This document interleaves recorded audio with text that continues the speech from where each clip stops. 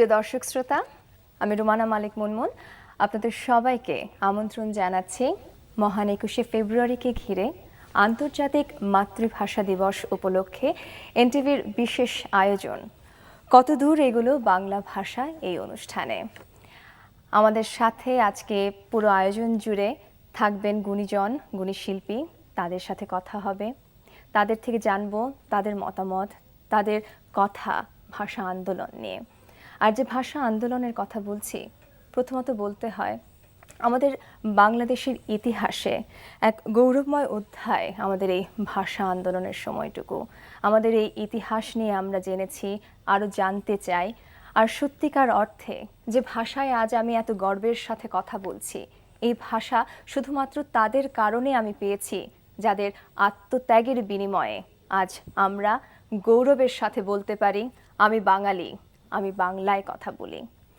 হ্যাঁ প্রিয় দর্শক, আজকের এই আয়োজন জুড়ে আমরা আমাদের বাংলাদেশের শিল্প, সাহিত্য, নাটক, গান সহ নানা নিরিখে আমরা দেখব এই ভাষার গতি ও অগ্রগতির দিকগুলো। আর যেমনটি বললাম, আমাদের সাথে আজকে উপস্থিত রয়েছেন গুণী এক ব্যক্তিত্ব। আমাদের সাথে আছেন কবি আসাদ চৌধুরী। স্বাগত জানাচ্ছি আজকের অনুষ্ঠানে এবং ধন্যবাদ আমাদের সাথে যোগ দেওয়ার জন্য। অনেক অনেক ধন্যবাদ। কবি আসাদ চৌধুরী, আপনার কাছে প্রথমেই প্রশ্ন করতে চাই, যেমনটি অনুষ্ঠানের নাম কত দূর এগুলো বাংলা ভাষা, যদি আপনি একটু কবিতার দিক থেকে যদি বলেন। নামটাই কি যথেষ্ট না? আল মাহমুদের কবিতার পংক্তি হচ্ছে কত দূর এগুলো মানুষ, অনুষ্ঠানের নাম হচ্ছে কত দূর এগুলো বাংলা ভাষা। খুব স্বাভাবিক ২১শে ফেব্রুয়ারিতে আমরা একটু হিসেব নিকেশ করতে চাই, আমাদের জমার খাতায় কি আছে, খরচের খাতায় কি আছে, এগুলো দেখতে চাই। কবিতার ক্ষেত্রে শুধু এটুকু বলতে পারি যে বাংলা ভাষা, এই ভাষা খুব যখন থেকেই শুরু হয়েছে তখন থেকেই মোটামুটি প্রতিবাদী ভাষা। শামসুর রহমানের ভাষায় বলি, এটা প্রেমের কবিতা লিখতে পারলাম না আসাদ। কারণটা কি? এত প্রতিবাদ করতে হয়, এত বিবৃতি দিতে হয়, এত কখন লিখবো, লেখাই হয়ে উঠলো না। এরপরও আমরা প্রচুর পেয়েছি প্রেমের কবিতা বলতে গেলে। এখনো বৈষ্ণব কবিতার আশেপাশে আমরা যেতে পারিনি। রবীন্দ্রনাথের অসাধারণ গানগুলো আছে, কবিতাগুলো আছে, আরও অনেক প্রেমের কবিতা আছে। আমাদের বর্তমানের কথা যদি আমি বলি, কবিতা এগোচ্ছে। কবিতার অনেকগুলো দিক আছে যেগুলো আমাদের বাংলা ভাষায় বলবো যে আমি দাবি করতে পারি যে আমরাই করেছি, আমাদের বাংলা ভাষায় হয়েছে।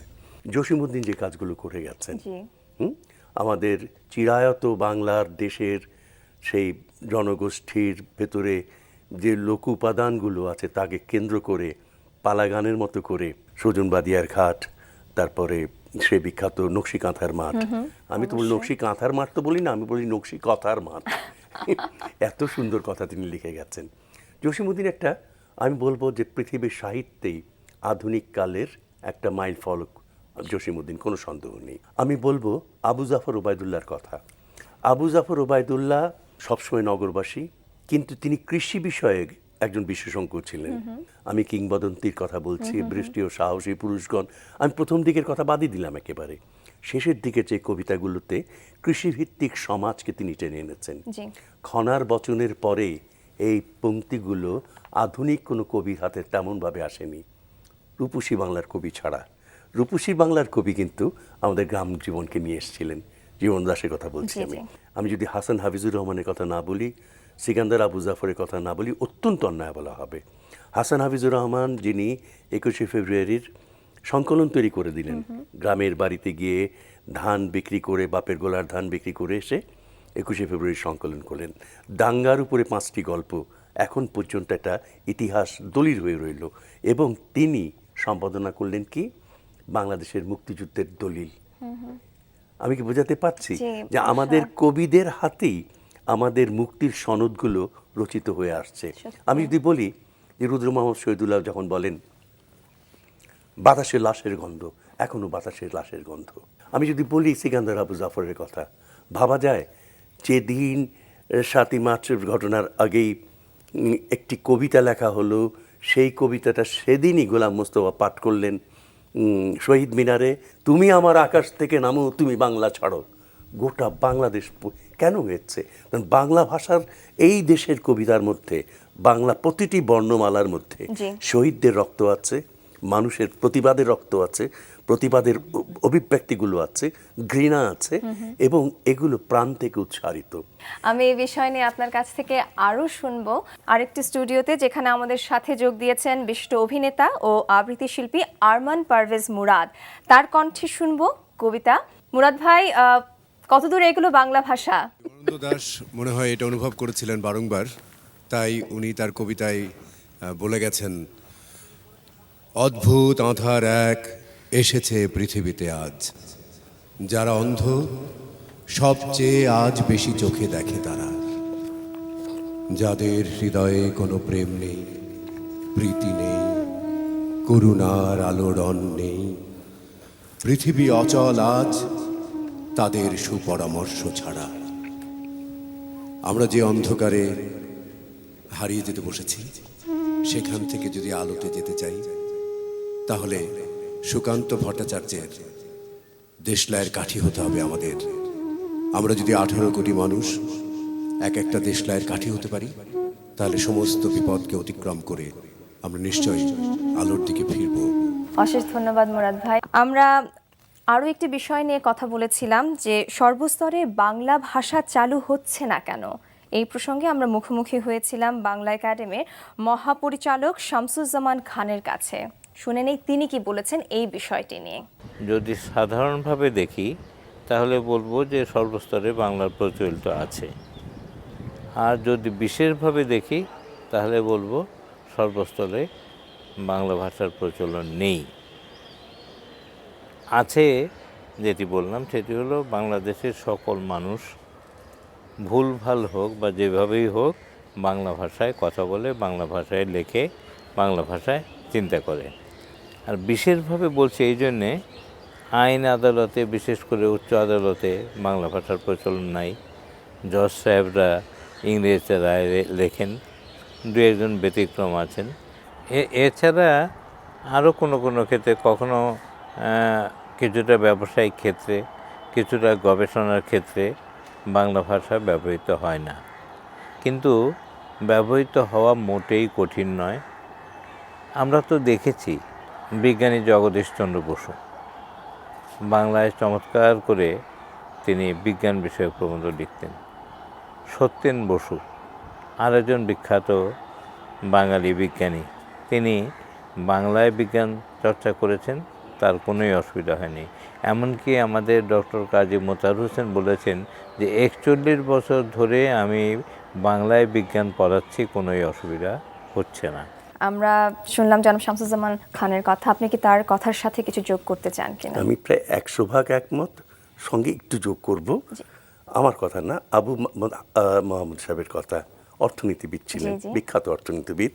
তিনি বললেন যে পণ্ডিতরা কেন পারেন না। উনি বলেন পণ্ডিতরা রিক্সাওয়ালার সঙ্গে দরাদরি করতে পারেন, মাছ কেনার সময়, সবজি কেনার সময় দরাদরি করতে পারেন, ওটা বাংলা ভাষায় পারেন। তার বিষয়টি কেন তিনি লেখেন না? অন্যরা তো বুঝে ফেলবে। এটা তো তার কথা, আসলে ব্যাপারটা ওখানে না। আমি আরও ক্যাটেগরিক্যালি বলি, বাংলাদেশের কৃষক, শ্রমিক, মজুর, জেলে, তাঁতি, মাঝি, শ্রমজীবী মানুষ, এরা বাংলা ছাড়া আর কিচ্ছু জানে না, এবং এরা উৎপাদনের সঙ্গে যুক্ত। আর আমরা যারা উৎপাদনের মেরে দিচ্ছি, নানা রকমের বাহানা করছি, আমরা কি করে গোপন করতে পারি জ্ঞানকে, আমরা সেই চেষ্টাটা করছি। যদি সৎ হই, আন্তরিক হই, বাংলা চলবে না কেন? তো কথা এগোনোর আগে আমরা একটু গান শুনে আসতে চাই।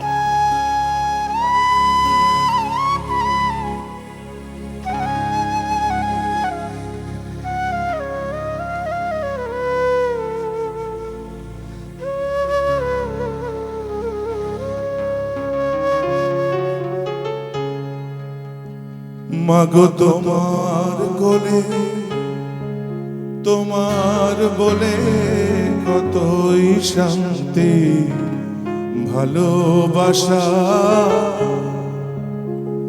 মাগো তোমার কোলে, তোমার বলে কতই শান্তি ভালোবাসা। আমরি বাংলা ভাষা মোদের গৌরব, মোদের আশা। আমরি বাংলা ভাষা মাগো তোমার কোলে তোমার বলে কতই শান্তি ভালোবাসা, মাগো তোমার কোলে তোমার বলে কতই শান্তি ভালোবাসা। আমরি বাংলা ভাষা মোদের গৌরব মোদের আশা, আমরি বাংলা ভাষা।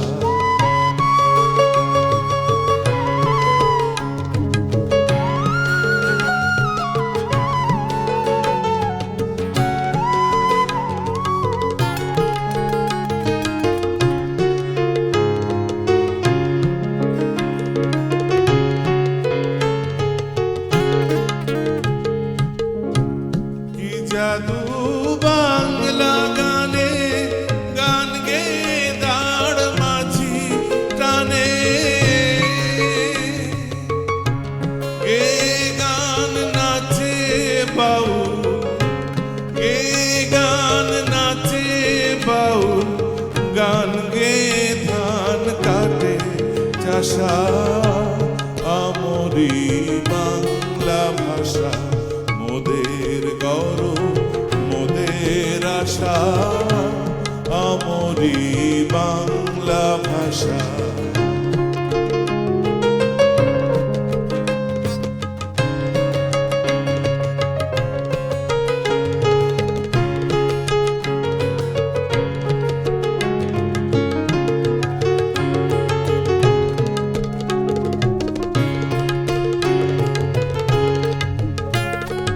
বিদ্যাপতি চণ্ডী গোবিন্দ হেম মধু বঙ্কিম নবীন,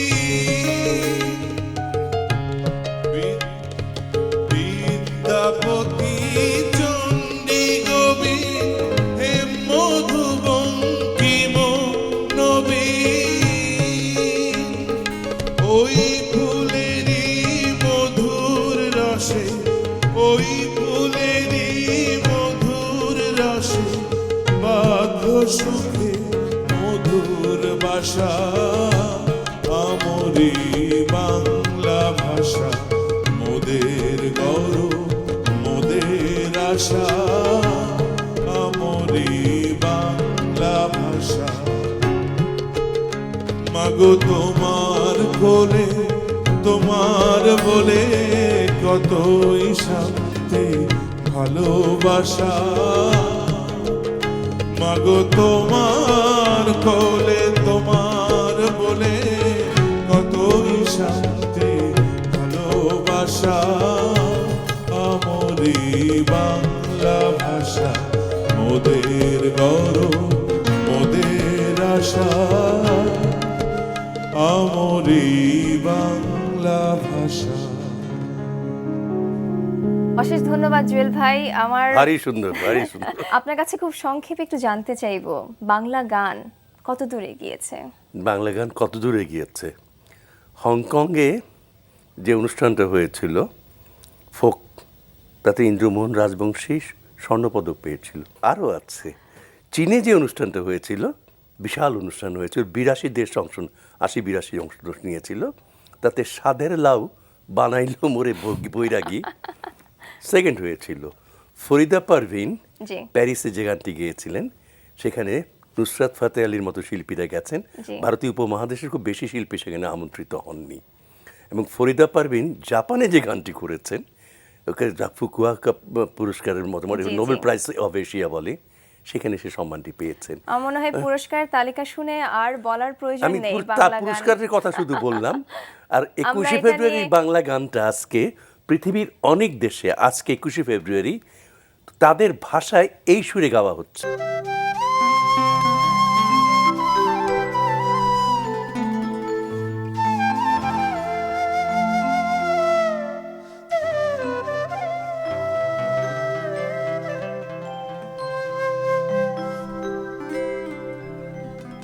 আমায় গেঁথে দাও না মাগো একটা পলাশ ফুলের মালা,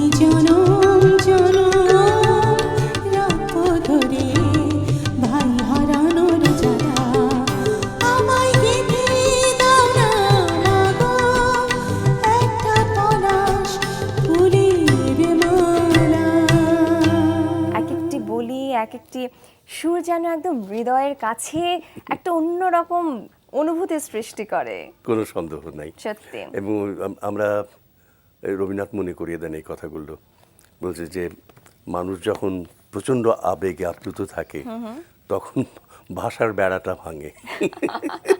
আমাদের বিদায় নেওয়ার সময় হয়ে গিয়েছে, আমি দর্শকের কাছে বিদায় নিচ্ছি। আপনাকে আরো একবার অশেষ ধন্যবাদ জানিয়ে নিতে চাই। মুনমুন, অনেক ধন্যবাদ। একটা ছোট্ট করে শেষ করে দিই, 1970 সনে একটা বই মেলা হচ্ছে নারায়ণগঞ্জ ক্লাবে। জি। সেখানে সব সদর সাহেব করেছিলেন, সদর জয়নুদ্দিন সাহেব। সেখানে একটা গরু লেখা, গরু ছিল, গরুর পেটে সাইনবোর্ডের মতো করে সেখানে লেখা আছে, আমি বই পড়ি না। আমি আর ইশারা কিন্তু করব না। আমরা চাই বলতে, আমরা বই পড়বো, শুদ্ধভাবে বাংলায় কথা বলবো। সবাইকে অনেক অনেক শুভেচ্ছা জানিয়ে আমি চলে যাচ্ছি জুয়েল ভাইয়ের কাছে। আমাদের প্রিয় শিল্পী হাসান আবিদুর রেজা জুয়েল অপেক্ষা করছেন আমাদের অন্য একটি স্টুডিওতে। তার কণ্ঠে গান শুনতে শুনতেই আমরা অনুষ্ঠানটি শেষ করব। এবং আমরা আপনাদের সবাইকে অনেক অনেক মুনমুন, ধন্যবাদ। আমরা শহীদদের প্রতি গভীর শ্রদ্ধা জানাই। অবশ্যই। এই কথাটা যেন আমরা প্রতিদিন মনে রাখি। নিশ্চয়ই, শুধু একদিনই আমরা যেন সেই কথাটি মনে না রাখি, বছরের পর বছর, বছরের প্রতিটি দিন। সবাইকে অনেক অনেক ধন্যবাদ। জুয়েল ভাই।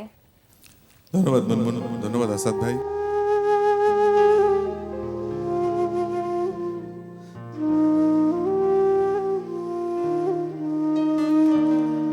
আমি বাংলায় দেখি স্বপ্ন, আমি বাংলায় বাঁধি সুর, আমি এই বাংলার মায়া ভরা পথে হেঁটেছি এতটা দূর। বাংলায় আমার জীবন আনন্দ, বাংলা প্রাণের সুর। আমি একবার দেখি, বারবার দেখি, দেখি বাংলার মুখ। আমি একবার দেখি, বারবার দেখি, দেখি বাংলার রূপ। আমি বাংলায় গান গাই, আমি বাংলায় গান গাই, আমি বাংলায় আমি আমার আমি আমি কে আমার চিরদিন আমিকে এই চিরদিন বাংলায় এই খুঁজে পাই। বাংলায় খুঁজে পাই। আমি বাংলায় গান আমি গাই, বাংলায় গান গাই, আমি বাংলার আমি গান বাংলায় গাই, গান গাই। আমি আমার আমি কে চিরদিন এই বাংলায় খুঁজে পাই। খুঁজে পাই। আমি বাংলায় দেখি স্বপ্ন, আমি বাংলায় বাঁধি সুর, আমি এই বাংলার মায়া ভরা পথে হেঁটেছি এতটা দূর। বাংলায় আমার জীবন আনন্দ, বাংলা প্রাণের সুর। আমি একবার দেখি, বারবার দেখি, দেখি বাংলার মুখ।